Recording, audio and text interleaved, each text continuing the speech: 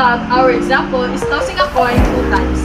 This will help us learn discrete probability distribution and how to turn it into a histogram. We'll walk you through the possible outcome, the probabilities, and the graph. And we'll explain each part clearly so you can follow along. When we toss a coin 2 times, there are several possible outcomes.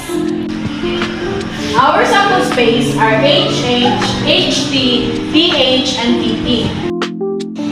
The heads we can get from those 2 tosses, the number of heads could be 0, 1. This is our probability distribution table.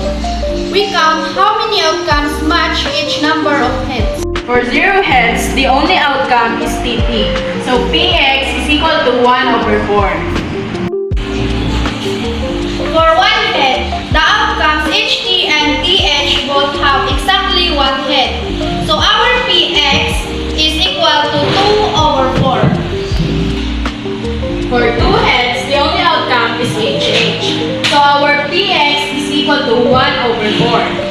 When we add all these probabilities, 1/4 plus 2/4 plus 1/4 equal 4/4 or equal to 1, which means our distribution is correct.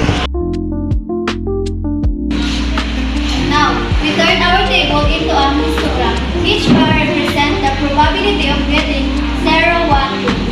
As you can see, the tallest bar is for 1 head because it has the highest probability of 2/4. That means getting exactly 1 head is the most likely result. Meanwhile, 0 heads and 2 heads both have smaller bars because their probabilities are only 1/4 each. So in this simple experiment, we learned how to list possible outcomes, calculate probabilities, and create a discrete probability distribution.